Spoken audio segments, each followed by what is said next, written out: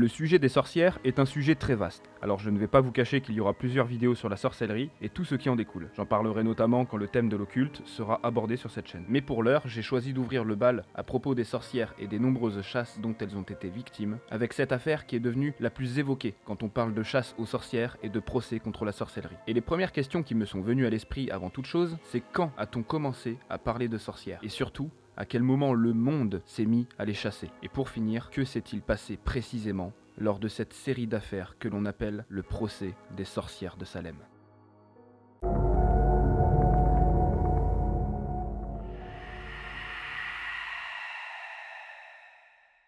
Dans le monde occidental, les toutes premières mentions à propos de la sorcellerie datent de l'Antiquité. Ça passe par le premier livre de Samuel, par l'Odyssée, ou encore la Pharsale, où une sorcière du nom d'Éricto aurait fait parler un mort pour connaître la fatalité de la bataille face à Jules César. Mais c'est au tout début du Moyen-Âge, au 6e siècle après Jésus-Christ, que la loi salique est publiée. Et alors que jusqu'ici, la sorcellerie n'avait jamais été jugée comme quelque chose de mauvais, ou qui devait être puni, c'est cette loi qui condamne pour la première fois de l'histoire ces pratiques. Et ce sera simplement par le biais de grosses amendes à payer. En tout cas pour commencer. Car effectivement, 3 siècles plus tard, Charlemagne pousse à grimper la punition un peu plus haut avec de la prison. Et le peuple commence à regarder les sorcières de travers, allant même carrément jusqu'au lynchage. Et puis voilà, qu'en 1326, le pape de l'époque, le pape Jean XXII, scelle un document qui entraînera le tout début des procès contre la sorcellerie, et qui dureront 400 ans. Les chiffres sont assez flous, mais dans la plupart des écrits, on parle de 100 000 procès, dont 60 000 conduisant à l'exécution. Il faut savoir qu'à cette époque, l'Église imagine que les femmes prendraient plus facilement que les hommes le chemin du mal en se tournant vers la sorcellerie, et il s'agira alors dans ces procès et ces exécutions de 80% de femmes, selon Claude Seignol. C'est alors que la sorcière commencera à être stéréotypée, notamment à partir du XVe siècle, et que les procès et les exécutions se poursuivent, accompagnés de tortures. On plongeait même des personnes à l'eau, et si cette dernière remontait à la surface, elle était jugée et brûlée vive. Si elle se noyait, alors elle était innocentée, mais morte. Et donc maintenant que les procès sont en vogue, ce qui va vite se mettre en place et se produire, ce sont les chasses aux sorcières. Le XVIe et le XVIIe siècle seront les plus intenses en termes de procès et de chasses. Et tout cela commencera à se calmer qu'à partir de la toute fin du XVIIe, voire le début du XVIIIe siècle. Et c'est justement le procès auquel nous voulons en venir qui se déroulera à cette époque précise, juste avant la fin.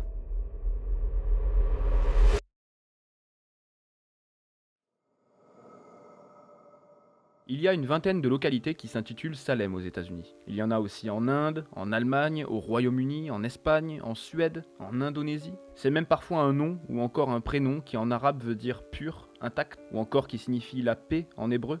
Mais c'est bien une ville qui nous intéresse. Et parmi les nombreuses Salem aux États-Unis, c'est précisément celle du Massachusetts.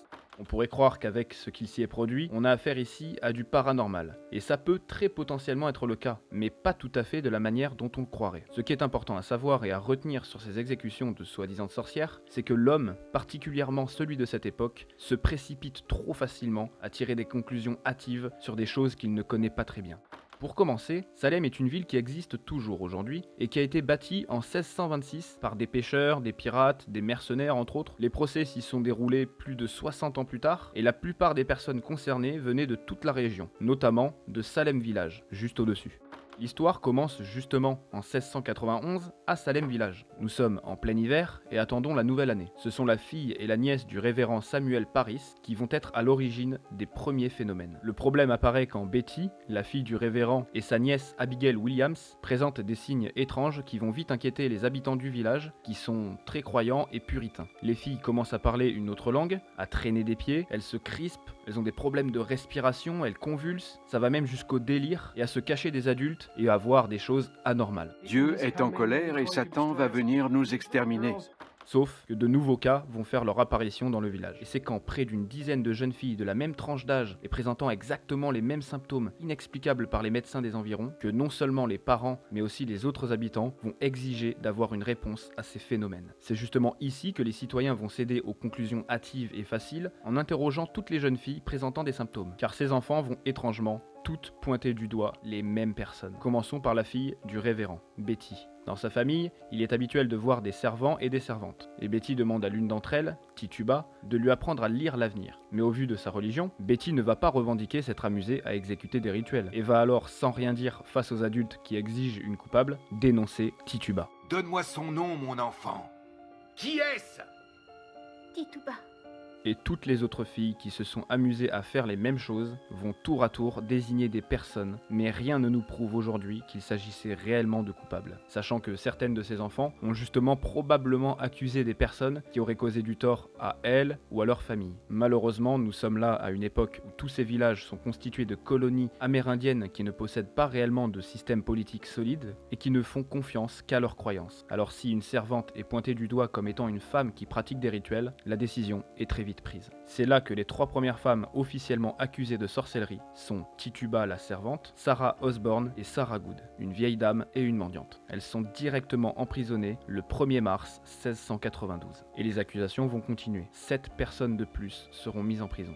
Notre histoire va continuer de se compliquer ici, car les prisons vont commencer à se remplir et aucun procès n'est lancé avant presque 3 mois. Personne ne plaide coupable en dehors de Tituba, qui avoue pratiquer des rituels. Sarah Osborne, quant à elle, est décédée en prison. Au fur et à mesure que le temps passe, c'est près de 80 personnes qui sont en prison à attendre d'être jugées. Et c'est seulement encore 2 mois plus tard qu'une cour s'est formée, avec aux commandes un certain William Phipps et un William Stockton, et c'est cette cour qui entamera non seulement les procès, mais aussi les sentences.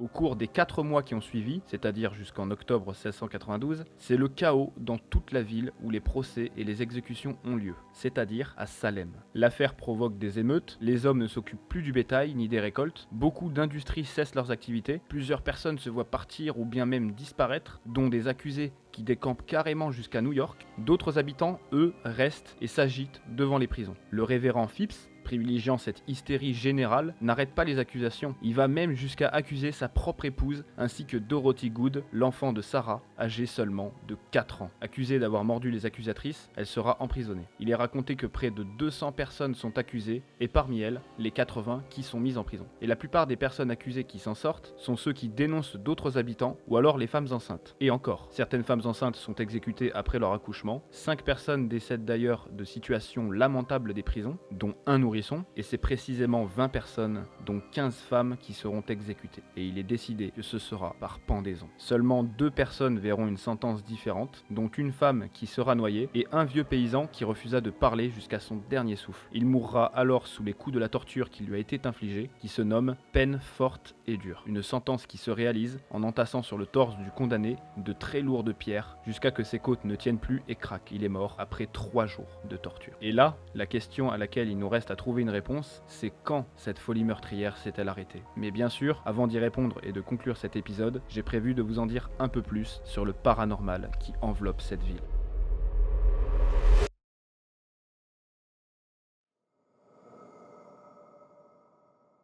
Même si à l'époque on croyait dur comme fer à la magie, au sort, et qu'il a pu peut-être se passer des événements inexpliqués, l'histoire est trop ancienne pour avoir le moindre soupçon sur de réels phénomènes paranormaux, en tout cas autour de la sorcellerie. Et justement, à l'heure d'aujourd'hui, il en est autrement en ce qui concerne de potentiels faits étranges dans la ville qui est devenue Salem. Et avant de pouvoir vous parler d'apparitions ou de manifestations surprenantes, il nous faut replacer un tout petit peu le contexte autour de certaines personnes qui ont joué un rôle dans le procès de Salem et que j'ai pris évidemment soin de garder pour cette partie de la vidéo. Je commencerai donc cette liste avec Jonathan Corwin. Dans les écrits, on sait beaucoup de choses sur lui, mais il est encore aujourd'hui difficile de déterminer précisément son rôle dans l'affaire du procès de Salem. On sait tout de même qu'à la base, il était et descendait d'une famille de marchands, mais qu'au tout début de l'affaire, au moment où on accusait les 3 premières femmes, à savoir Tituba, Sarah Osborne et Sarah Good, c'était lui qui était chargé d'enquêter. Ensuite, comme vous le savez, William Phipps a constitué une cour, et de ce que l'on sait, Corwin a été affecté à cette cour après que l'un des membres soit parti pour manifester après que la première condamnée, à savoir Bridget Bishop, soit pendue. Et c'est après elle qu'avec l'aide de Corwin et des autres membres de la cour, Phipps fera alors pendre 19 autres condamnés.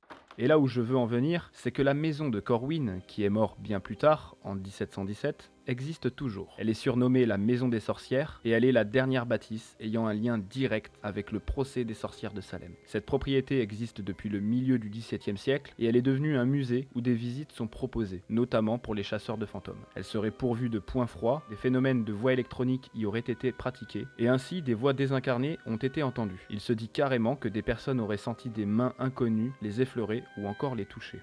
En parlant de maison et de la famille Corwin, le neveu de Jonathan, George, qui n'était autre que le shérif de la ville au moment des faits, s'est fait enterrer sous sa propre maison après sa mort en 1696. Il est d'ailleurs le responsable de la mort de Gill Corey, le fameux paysan que j'ai mentionné qui s'est fait condamner à être écrasé par des rochers, celui qui refusait de parler. Et bien aujourd'hui, il y a une nouvelle maison à cet endroit, la Joshua Ward House. Et les fantômes de Corwin et de Corey et d'une autre femme inconnue aux cheveux noirs se manifesteraient à l'intérieur ou aux alentours de cette dernière. Des chasseurs de fantômes y seraient allés capturer la température et il y aurait effectivement eu des changements brutaux allant du froid au chaud. Mais ce n'est pas tout. Corey a bien encore sa tombe au cimetière Howard. Avant sa mort, il a maudit le shérif et tous ceux impliqués dans le camp des accusateurs. Et il se dit qu'aujourd'hui, quand il apparaîtrait au cimetière, ce serait toujours avant des événements terribles à venir, tels une banshee. Il aurait notamment fait son apparition la veille du grand incendie de Salem en 1914.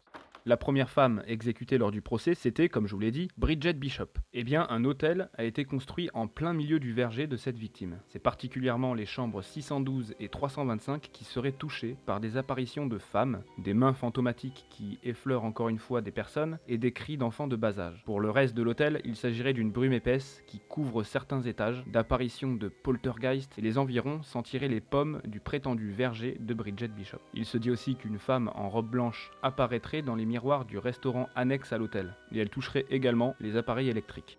Il y a effectivement eu des pendaisons pendant le grand procès de Salem, mais d'autres crimes ont été punis de la même façon. Et la prison qui a été construite juste à côté du cimetière Howard a été le lieu de 50 pendaisons durant son activité de 1813 à 1991. Une histoire glauque et des tueurs en série ont abrité ces cellules, et pendant longtemps des événements surnaturels étaient aussi présents. Des lumières aperçues, des cris entendus, mais ceci dit, plus rien n'a été vu ou entendu depuis sa rénovation en appartement.